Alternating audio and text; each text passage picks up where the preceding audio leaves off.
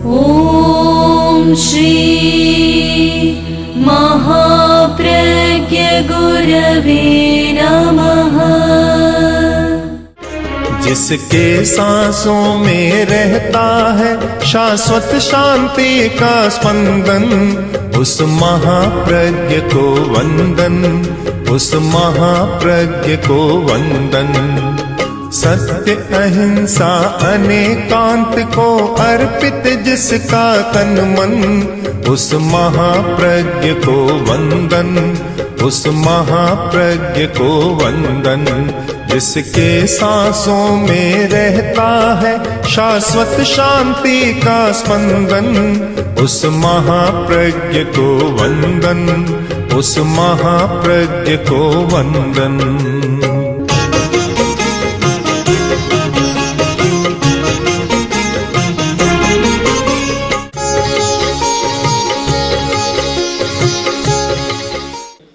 चलम ज्ञानम स्थिरम ध्यानम। चल अवस्था है वह तो है ज्ञान, क्योंकि पढ़ते हैं तब मन चल होता है, इंद्रियां भी चल होती है, भाव भी चल होता है। तो जो चलावस्था है, चंचल अवस्था है, वह है ज्ञान। स्थिरम ध्यानम। जब स्थिर हो अवस्था हो गई, मन की अवस्था स्थिर है, इंद्रियां भी शांत है, तो वह हो गया ध्यान। चलम ज्ञानम स्थिरं ध्यानम। पर ज्ञान ध्यान दोनों जरूरी है। ज्ञान के बिना भली भांति ध्यान नहीं किया जा सकता, और ध्यान के बिना ज्ञान का सम्यक ग्रहण किया नहीं जा सकता। दोनों का योग है। एक व्यक्ति के कोई कर्म का उदय हुआ या कोई परिस्थिति बनी, दुख की स्थिति बन गई, या असात वेदनीय कर्म का या अशुभ कर्म का उदय हुआ और दुख पैदा हो गया। अब दुख पैदा हो गया, यह तो एक घटना है। अब दुख होने पर क्या करे, यह चिंतन का विषय है। जो स्थिति आ गई, अब आगे क्या करे। किसी के प्रिय व्यक्ति का वियोग हो गया, बहुत सारे लोग आते हैं, किसी की पत्नी का वियोग, किसी के पति का वियोग, किसी के पुत्र का वियोग, ऐसे बहुत सारे लोग आते हैं। और किसी का यह है कि धंधा ठीक नहीं चल रहा है, दुकान ठीक नहीं चल रही है, तो समस्याएं तो बहुत सारी आती है। अब समस्या के आने पर मनस्थिति कैसी रहे, यह एक चिंतन का विषय है। मनस्थिति पर ध्यान दें। जो समस्या आए और मन वैसा ही बन जाए, तो फिर दुख से कभी छुटकारा नहीं हो सकता। समस्या जटिल हो, मन को जटिल न बनाए, मन को सरल बना ले, दुखी न बने। समस्या अलग बात है, दुखी होना अलग बात है। समस्या की जटिलता होने पर भी जो व्यक्ति दुखी नहीं बनता, वह जल्दी समस्या का पार पा जाता है। और समस्या आई और दुखी बन गया, दिमाग भी निकम्मा हो जाता है और समस्या को भी सुलझा नहीं सकता। इसलिए अलग से समझें कि समस्या आने पर दुखी न बने। भगवती आराधना में एक बहुत सुंदर बात कही गई कि जो व्यक्ति कर्म का उदय होने पर अथवा परिस्थिति आने पर दुखी बनता है और दुख के प्रसंग में शोक करता है, वह क्या करता है कि हदमाकाश मुट्ठी हिम। मुट्ठियों में बल है, किसी दूसरे के मुक्का मारा तो लड़ाई शुरू हो गई। अब उसने सोचा मुट्ठियों में बल तो है, दूसरे के मुक्का लगाऊं तो लड़ाई होती है, तो मैं क्या करना चाहिए कि मुट्ठी तो मारूंगा, कहाँ का आकाश में मारता रहूँगा। हदम आकाश मुट्ठी हिंग, आकाश पर मुट्ठी मारते रहो, परिणाम क्या होगा, कोई समाधान नहीं, स्वयं की मुट्ठियाँ ही पीड़ित होगी और कुछ लाभ नहीं मिलेगा। एक आदमी ने सोचा कि घी निकालना है, पर दूध, दही, छाछ, दूध तो मेरे पास है नहीं, दही नहीं है कि मैं बिलोना करूं, निकालूं। कोई बात नहीं, माटा भर लिया पानी से और मथानी लेकर, झरना लेकर बिलोना करने लगा। कर रहा है, कोई आ गया, अरे क्या कर रहा है, कि घी निकाल रहा हूं। ये तो पानी है, कि पानी से ही घी निकालूंगा मैं। व्यर्थ का प्रयत्न, आकाश में मुट्ठी मारना व्यर्थ का प्रयत्न, और जल से मक्खन निकालने का प्रयत्न व्यर्थ का प्रयत्न है। कि तेल निकालना है, कोल्हू तो पड़ा है, बैल भी है, पर तिल नहीं है। तो कोल्हू की घानी में उसमें रेत भर काफ़ी डाल दी और पेरना शुरू किया। बैल घूम रहा है, यंत्र चल रहा है। किसी ने देखा कि क्या कर रहा है, कि तेल निकाल रहा हूँ। अरे ये तो धूल पड़ी है भीतर, तो तिल नहीं है। कि देखो यही तो है, नई बात करके दिखाऊंगा। कहता व्यर्थ का प्रयत्न, आकाश में मुट्ठी मारना और जल से घी निकालना और बालू से तेल निकालना जैसे व्यर्थ का प्रयत्न है, वैसे ही समस्या आने पर या कर्म का विपाक आने पर, उदय आने पर दुखी होना भी व्यर्थ है। अगर तुम दुखी बनोगे तो कर्म के लिए बहुत अच्छा है। बहुत अच्छा है कि तुम्हें दुखी बनाकर कर्म भी शायद मन में राजी होता होगा कि मैं सफल हो गया। तुम दुखी नहीं बनो तो कर्म सोचता है मैं आया, विपाक में आया, परिस्थिति सोचती है मैं आई, पर सामने वाले पर तो कोई असर ही नहीं हुआ, तो वह व्यर्थता का अनुभव करेगी। कर्म व्यर्थता का अनुभव करेगा, परिस्थिति भी व्यर्थता का अनुभव करेगी, और तुम सुखी बने रहोगे। इस स्थिति का निर्माण कब हो सकता है? कि जब मन की चंचलता कम हो जाए, ज्ञान और ध्यान का योग हो जाए। कोरा जानता है और मन की स्थिति अच्छी नहीं है, तो फिर उल्टा हो जाता है। मन ठीक काम नहीं करता, ठीक सोच नहीं, विचार नहीं, और न मन की स्थिरता। एक चाचा अपने भतीजे को पीट रहा था। कुछ बच्चों ने देख लिया। जब बाहर आया, बच्चे मिले, तो आज क्या हो गया, पिटाई क्यों हो रही थी?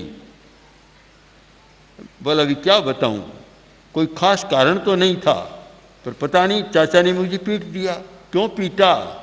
कि चाचा ने कहा कि मेरे घर में तो पता नहीं क्या हुआ, सबकी आंख आई हुई है, आंख आई हुई है, परेशान कर रही है।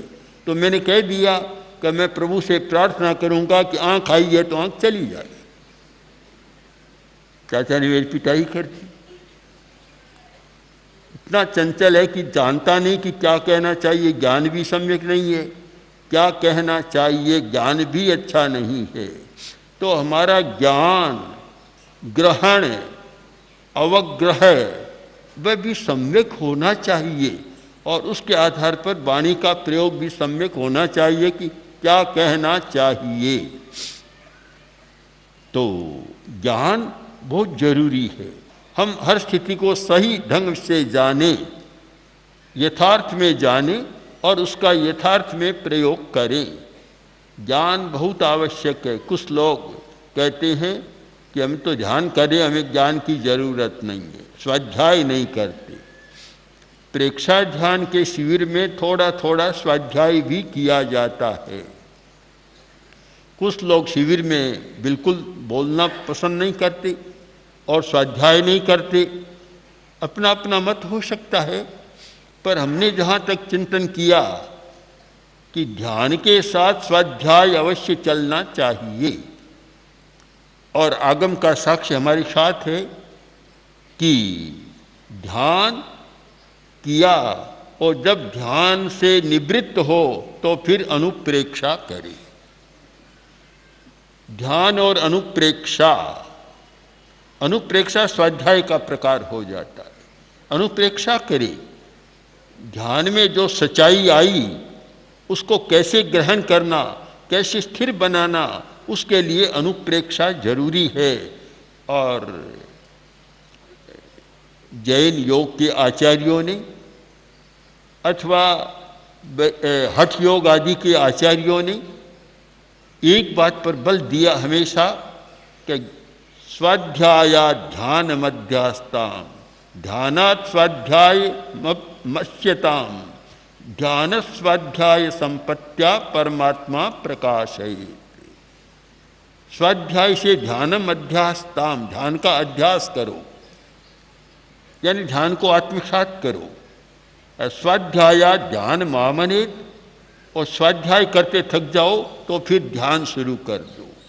इस प्रकार ध्यान और स्वाध्याय दोनों के द्वारा परम आत्मा का प्रकाश मिलता है। आत्मा तो हमारे पास है, पर परमात्मा की अवस्था अभी नहीं है। आत्मा की परम अवस्था वह ध्यान और स्वाध्याय के द्वारा प्राप्त होती है। अभी तो निम्न कोटि तो क्यों कहूँ, पर निचले स्तर पर आत्मा की अवस्था प्राप्त है। तो स्तर अभी नीचे का है, परम का स्तर नहीं है। या तो मध्यवर्ती स्तर है या जगन्य स्तर है चेतना का। तो जगन्य स्तर में, चेतना के जगन्य स्तर में प्रकाश नहीं मिलता, और चेतना के मध्य स्तर में कुछ प्रकाश का अनुभव होता है, किंतु पूर्ण प्रकाश का अनुभव होता है परम अवस्था में, जब चेतना की परम अवस्था है। इसीलिए का परमात्मा प्रकाशते, वहाँ परम आत्मा का प्रकाश होता है। आत्मा के बारे में हम लोग नहीं जानते। आत्मा है, स्वयं है, और स्वयं आत्मा की व्याख्या करते हैं, पर आत्मा के बारे में नहीं जानते। और बहुत सारे लोग अपने आप को अस्वीकार भी करते हैं कि आत्मा नहीं है। यह एक बड़ा जटिल विषय है, और इसका कारण है कि जो सूक्ष्म होता है वह सदा चर्चा का विषय बना रहता है। स्थूल बात में कोई चर्चा नहीं होती, सामने है। हाथ में लाकर कोई आम रख दिया, संतरा रख दिया, साफ है। कोई पूछेगा तुम्हारे हाथ में क्या है, कि मेरे हाथ में आम है। कोई कहेगा मेरे हाथ में संतरा है, कोई कहेगा मेरे हाथ में आंवला है। जो दर्शन शास्त्र में हस्ता मलक का उदाहरण आता है कि जैसे हाथ में आंवला है वैसे देखो, क्योंकि स्थूल है, इसलिए वहाँ चर्चा का विषय नहीं बनता। चर्चा का विषय, संदेह का विषय वहाँ बनता है जहाँ सूक्ष्म होता है। सूक्ष्म और व्यवहित और विप्रकृष्ट, ये तीन संदेह के विषय बनते हैं। एक तो सूक्ष्म है, इतना सूक्ष्म है कि पता ही नहीं चलता। मैं बैठा था और पट्ट पर एक लगा कि कोई लंबी लकीर सी है, इतनी पतली, जैसे कोई पतला धागा हो, बहुत पतला धागा। तो मैंने संतों से कहा कि ये क्या पड़ा है, साफ कर दो। उन्होंने जैसे ही हाथ पास में किया और वह उड़ गया। इतना पतला जानवर, इतना छोटा, इतना पतला। अब सूक्ष्म है तो वह संदेह होता है। हमने समझा धागा, निकला जीव, कारण सूक्ष्म था। सूक्ष्म के बारे में संदेह होता है, विपर्यास होता है। जो तर्क शास्त्र के, दर्शन शास्त्र के तीन शब्द हैं, उनमें संशय, विपर्यय और अनध्यवसाय। सूक्ष्म के बारे में संशय होता है, स्थूल के बारे में कोई संशय की बात नहीं रहती, साफ है। जहाँ सूक्ष्म है वहाँ संशय हो जाएगा। विपर्यास, विपर्यास भी होता है, यानी कुछ है कुछ मान लिया जाता है तो धागा मान लिया जीव है तो जीव मान लिया धागा है। यह विपर्यास, विपर्यय, यह सूक्ष्म के बारे में होता है। और दूसरी बात व्यवहित, व्यवहित के बारे में होता है, यानी बीच में कोई व्यवधान आ गया, हम ठीक नहीं पकड़ पाते। एक भाई ने कहा कि मैं एक मेरे मित्र को लाता हूँ और वह प्रेत आत्मा से साक्षात्कार करा देगा। प्रेत आत्मा आ जाएगी। हम लोग बैठे और एक छोटी कोठरी थी सामने, उसमें उसने सारी व्यवस्था की, कुछ रखा और कुछ कपड़ा ओढ़ा दिया, व्यवधान कर दिया। अरे उसने कहा कि अब आ गया, जो इतना था इतना लंबा हो गया है। अब व्यवधान था, बीच में साक्षात नहीं था, बीच में कपड़े डाल दिए। हमें क्या पता बीच में कौन आया और कौन बैठ गया, वहाँ कैसे हुआ। जहाँ व्यवधान होता है यानी पर्दा बीच में होता है, वहाँ संदेह होने का अवकाश रहता है और विपर्यय भी होता है। तो सूक्ष्म, व्यवहित और तीसरी बात है विप्रकृष्ट, दूरी। दूरी के कारण भी ऐसा होता है कि वहाँ संशय और विपर्यय हो सकता है। जहाँ दूरी है, आप कभी सड़क पर खड़े होकर देखेंगे कि जहाँ आप सड़क पर खड़े हैं वहाँ 15 फुट की सड़क है और आधा किलोमीटर 1 किलोमीटर की दूरी पर देखिए, आपको ऐसा लगेगा कि दोनों किनारे मिले हुए हैं। यह विपर्यय क्यों हुआ? दूरी के कारण विप्रकृष्ट है। इसलिए जब दूरी होती है और बात को ठीक नहीं पकड़ा जाता तो फिर यह संशय होता है।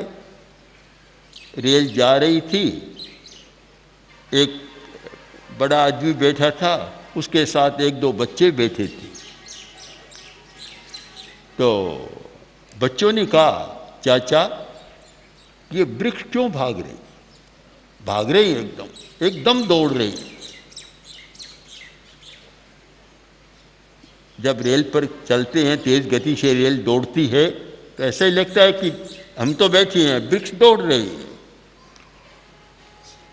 मैं भी जब छोटा था तो हमारे गांव में तो रेल थी नहीं, किंतु जब कभी ननिहाल सरदार शहर जाते और कभी कभी चढ़ने का काम पड़ता रेल पर, ज़्यादा तो काम पड़ता ऊँट पर चढ़ने का ही, तो कभी कभी जब चढ़ते तो ऐसा लगता, मेरे मन में भी आया कि वृक्ष क्यों दौड़ रही है।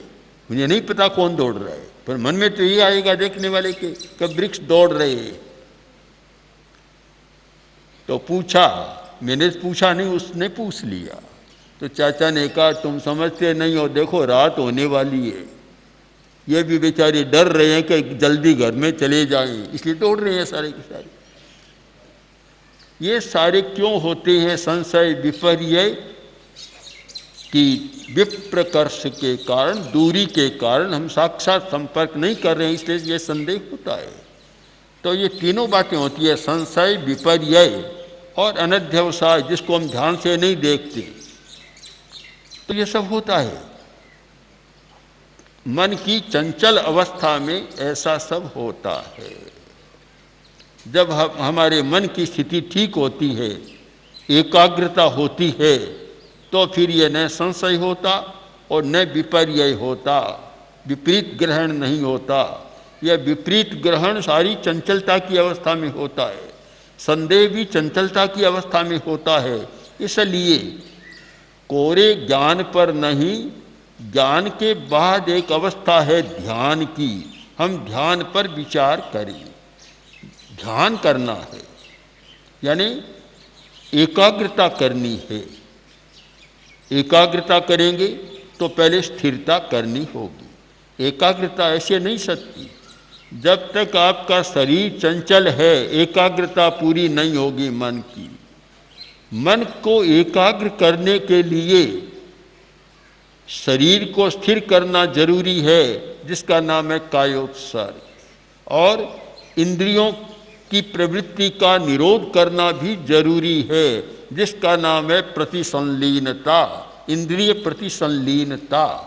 ध्यान के लिए ये पृष्ठभूमि बनाना जरूरी है कि पहले शरीर स्थिर हो। अगर आपका शरीर चंचल है तो मन की चंचलता नहीं मिटेगी, क्योंकि मन को जो चंचलता की सामग्री चाहिए उसकी सप्लाई कौन कर रहा है? शरीर कर रहा है। और शरीर स्वयं चंचल है, तो वह चंचलता की सप्लाई करता रहेगा और मन भी चंचल रहेगा। जब शरीर स्थिर हो गया, हमने प्रयत्न पूर्वक, अभ्यास पूर्वक शरीर को बिल्कुल स्थिर बना दिया, और स्थिर भी ऐसा अडोल पर्वत की भांति अडोल बना दिया, तो फिर जो सप्लाई की लाइन थी वह कट गई। यानी मन को जो पुद्गल की सामग्री चाहिए थी उसका रास्ता बंद हो गया। और जब सप्लाई की लाइन कट जाती है तो राशन नहीं पहुंचता, और राशन नहीं पहुंचता तो अपने आप समस्या सुलझ जाती है। तो मन को भी राशन नहीं मिल रहा है, यानी जो चंचलता के लिए सामग्री चाहिए वह मिलनी बंद हो गई।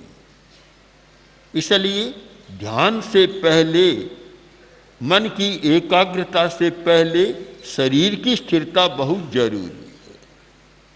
हमारा ऐसा अभ्यास हो जाए, काय गुप्ती, एक नाम है काय गुप्ती, ऐसा अभ्यास हो जाए कि घंटा भर तक ऐसे बैठे जैसे प्रतिमा है, हिलना डुलना कहीं नहीं।